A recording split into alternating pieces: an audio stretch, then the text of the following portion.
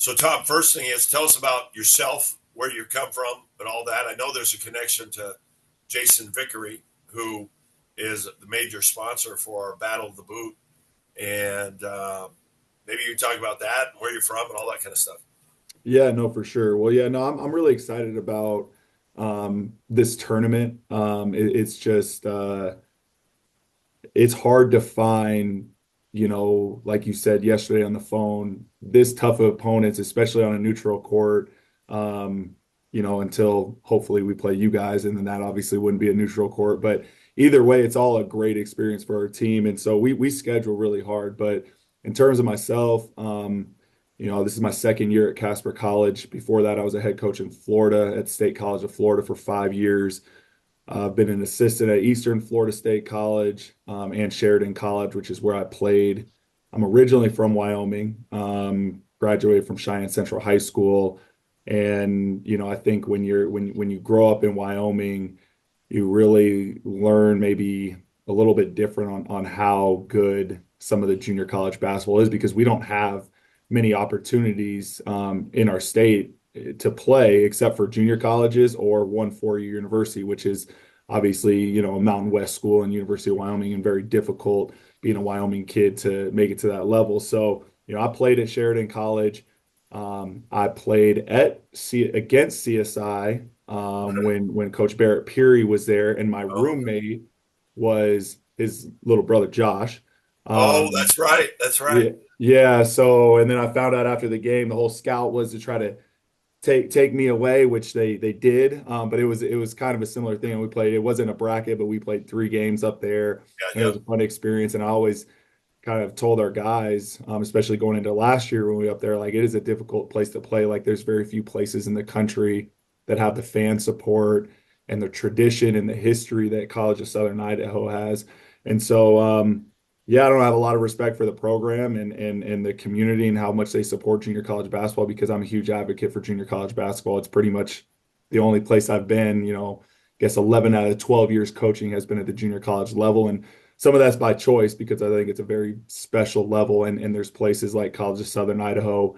I think we do some things similar here in terms of our support and our yeah. tradition and our history. And I don't think there's a lot of places in the country that can offer those things. So it's kind of fun to merge that and playing an event like this. But yeah, I know Jason a little bit.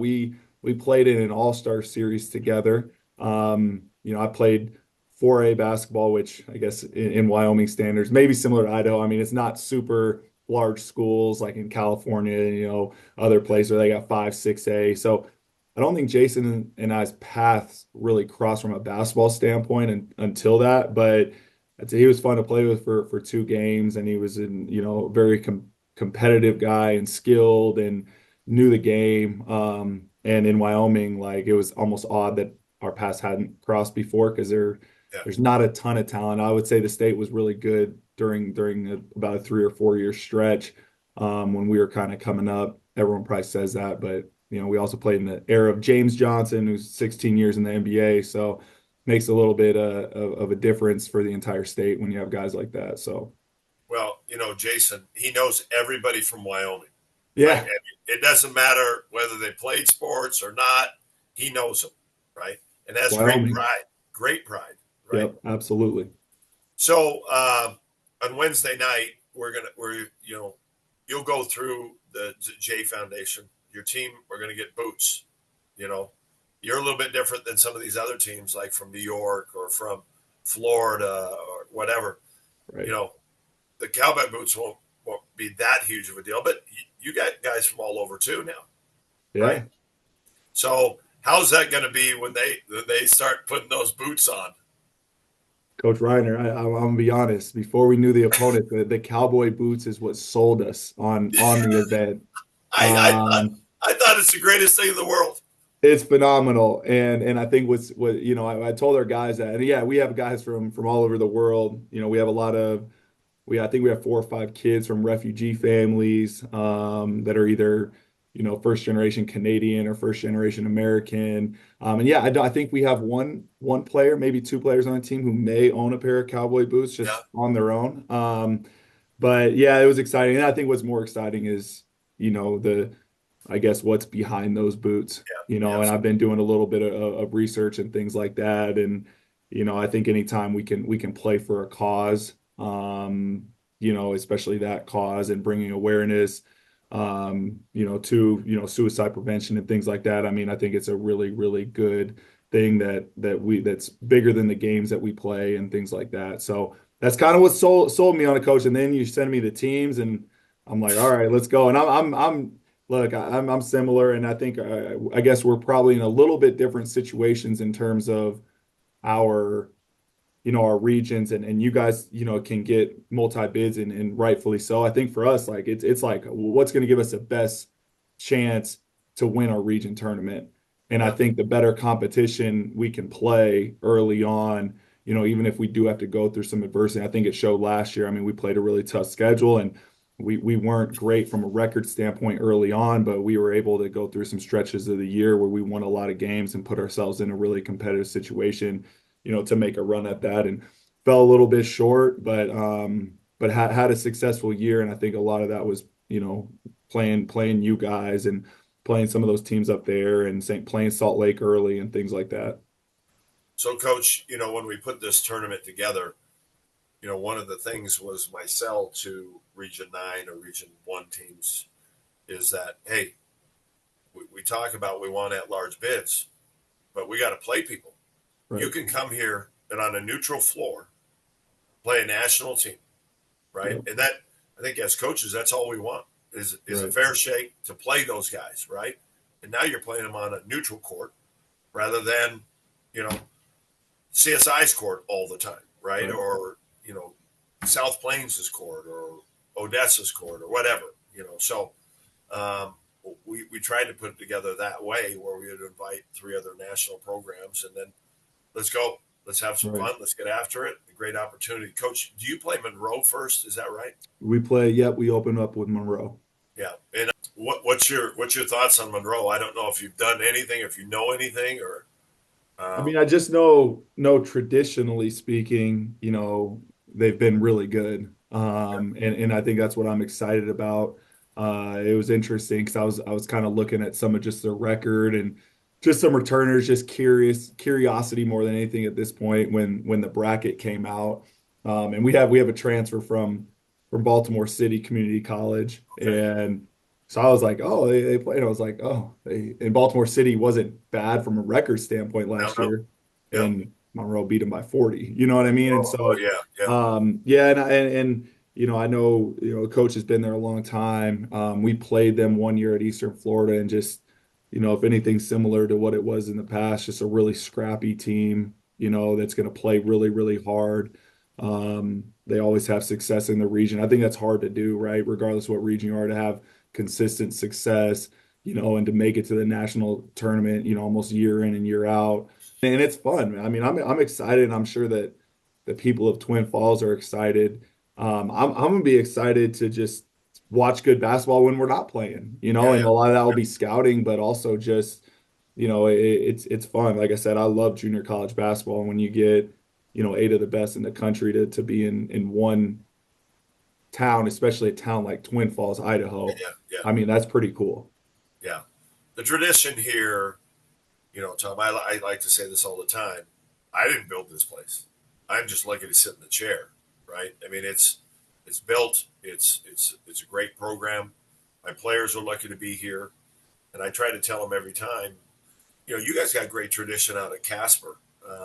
When you think Casper basketball, people think good basketball, like Right. really good.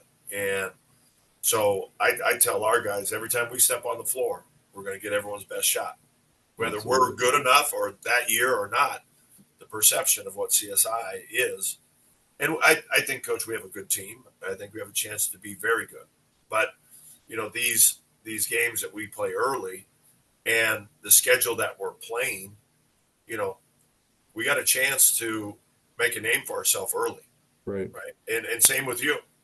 Like if you're able to play Monroe and beat them, and then you play South Plains, you talk about two national. Where are you going to play those games? You're Right. not going to get those games early, like unless you go to South Plains, right? Right. And you play South Plains and Odessa and Midland, right? Yeah, Right. I mean, come on. And that's Right. just ridiculous. So, coach, if you know on when you got at your boots after you've gone through, and then on Wednesday night we're going to have a banquet where you take your best player or whoever you want to take, and talk about your team. Who you taking, and who should the fans that are from Twin Falls be watching? Yeah, I mean, I think we've got a pretty balanced group, but I think we do have, one player who really stands out, and that's Abdul Bashir. Yes, he is. He played here last year He against played us, here right? last year, kind of made some shots in that second half run to help us kind of get back in the game. Um, he's a phenomenal human, but he's a very unique basketball player, and he's taken official visits to Nebraska, Texas A&M. He Gonzaga reached out about him a couple weeks ago, and they asked me like, what recent college basketball player would you compare him to? And it was a very challenging question because he's 6'7", he's kind of thin, but he can shoot in any way possible, off the catch, off the dribble, off the move. And he's got really good ball skills and a very high IQ. And the best answer I could give him was his twin brother, who's at Monmouth, who plays the exact same way, played a decent amount as a freshman. I think he averaged like 6 or 7 points, but it was in like 14 minutes. I mean, he really like came in and kind of lit some teams up and went on runs on his own. But Abdul's he's got a phenomenal story. He's a first generation American. His family's from Somalia. They had to actually purchase other people's documents to get Yeah, over here earlier yeah, because his older brother who was born in a refugee camp was sick. And yeah, so, and they still live in the same house that Habitat for Humanity built their family in Omaha, Nebraska. And, he is extremely confident, but he also, like, he's one of the most humble people you'll meet. And he comes from humble beginnings, and he's great with kids anytime we do camps or anything after the game. And I'm sure you guys have similar situations. There'll be a ton yeah, of kids hanging out. And he'll spend time with every single one of them. And so, he'd probably be accompanying me. He's my 4-year-old's favorite player on the team. yeah, So, I'll have to bring Abdul with me to represent for sure. yeah. Hey, so Adam, do you have any questions?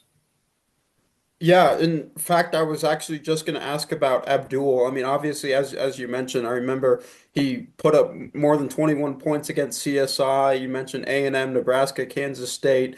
What I guess what I guess what are the benefits of having a player like that when you have all these programs kind of honing in on a junior college player? What does that do for your program in terms of brand recognition? And then all of your other players probably benefit from that as well.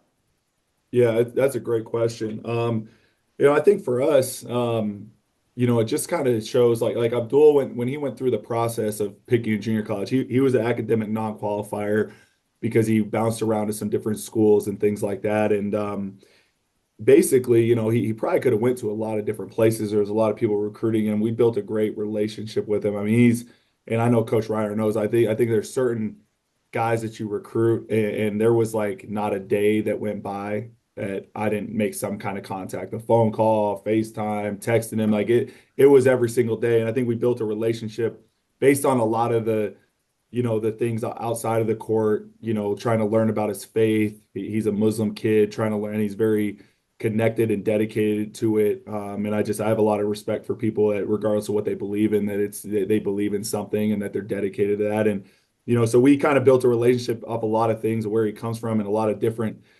factors. And, I think what he would get from a lot of other coaches, because again, coaches been in this business for a long time. I mean, I think a lot of coaches very easily like, you're not going to get anywhere if you go to Casper. Like come here and we can help you get recruited.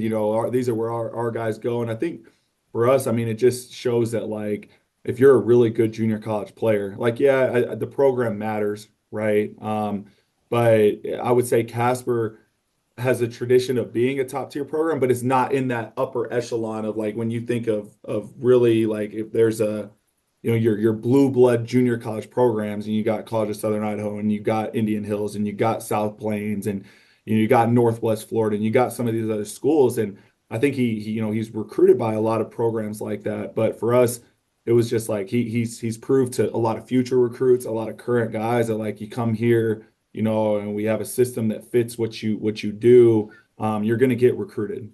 People, Casper's isolated, and we are like we're in the middle of a wide open state.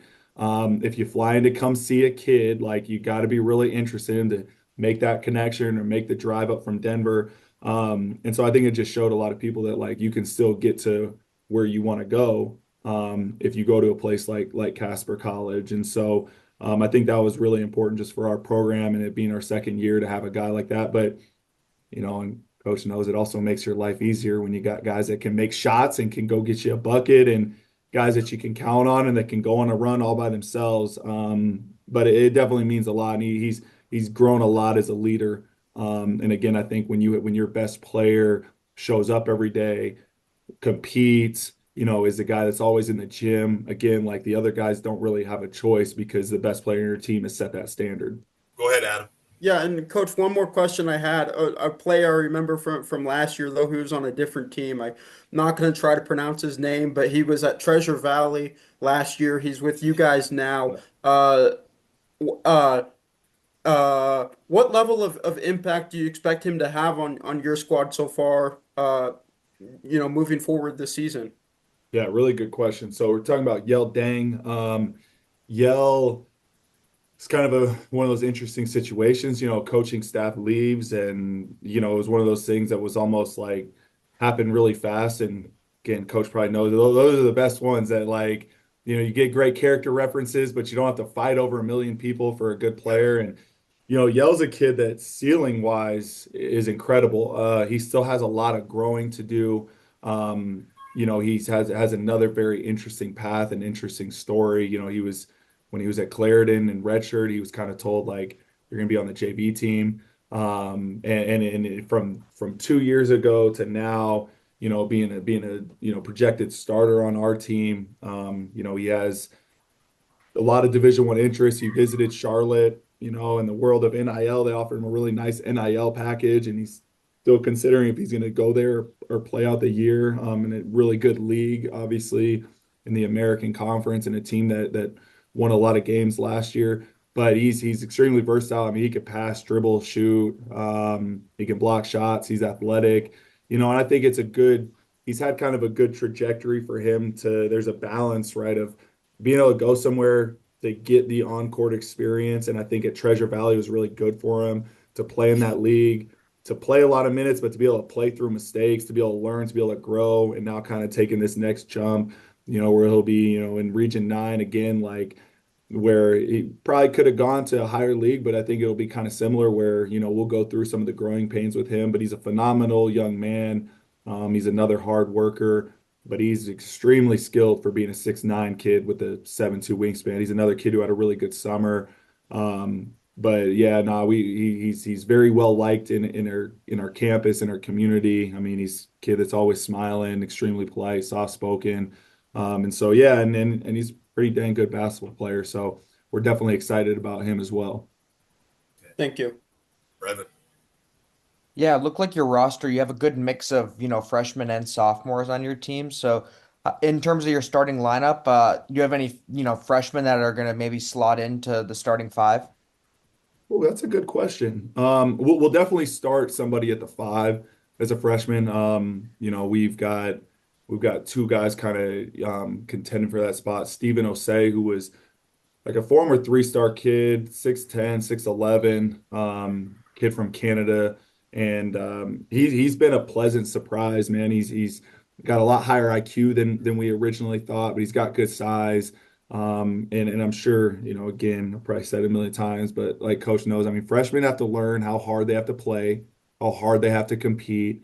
And it's funny because our sophomores, they forget that we had these same conversations with them a year before, right? But they've gone through the grind, they've played through a college season. But I think both our guys right now, Steven and then Ben Basil, another Canadian kid, he's a little undersized, but he's built like an ox. I mean, he's probably 230, 240.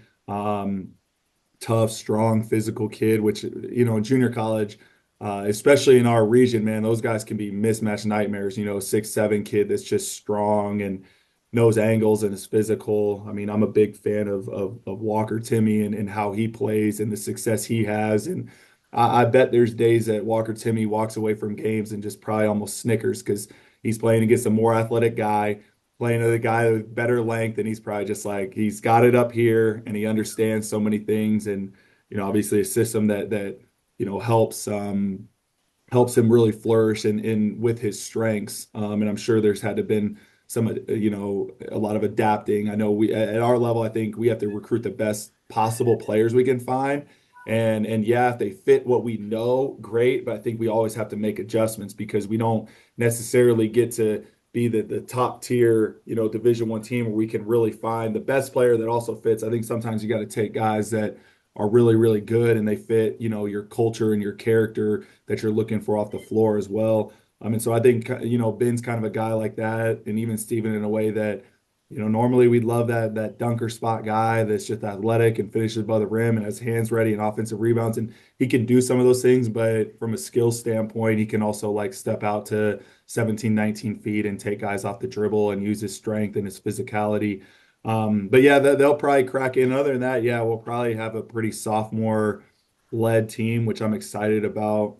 Just because, like I said, there's a lot of things you learn in your first year, especially if you're getting that on the court experience and even just in practice every day, how hard you got to compete. Yep. Caleb.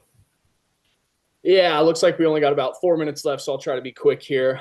First things first, Coach. I was so impressed by you last year. You coach your guys hard, and you could tell there was a reciprocated respect back to you as well.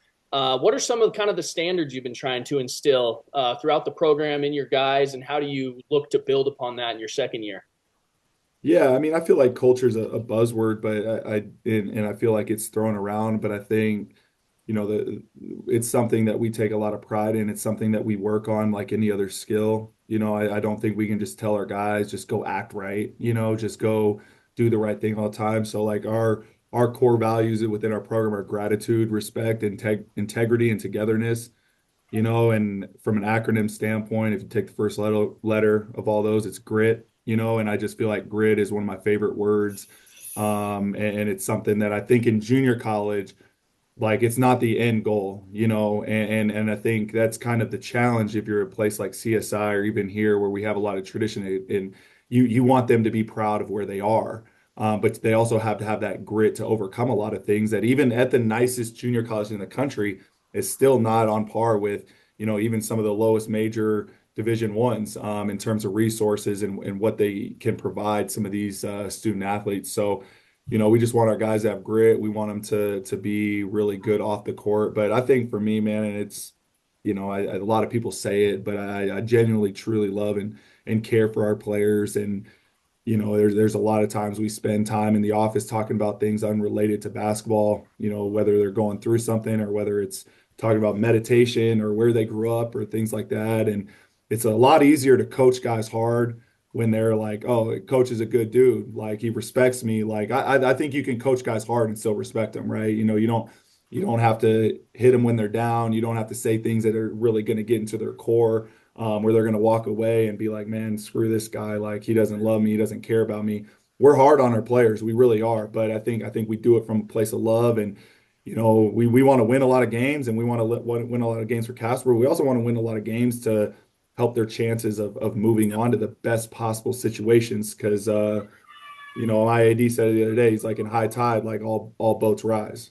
That's right. And so if the highest tide we can have, man, the guys that didn't play as much, they'll still get to a really good situation and probably have a really dang good career following it. And sometimes even better than, statistically and role wise than they had a career at Casper College. Yeah. Coach, I really appreciate it. I'll let you get back to work. I know Cool. practice is rolling around, just like I got coming up here soon. So I appreciate it. We look forward to having you out. The Battle of the Boot's going to be great. It's going to be a great experience for your kids. Awesome. Thank you guys. I really appreciate your time, you doing this for junior college basketball and for our program.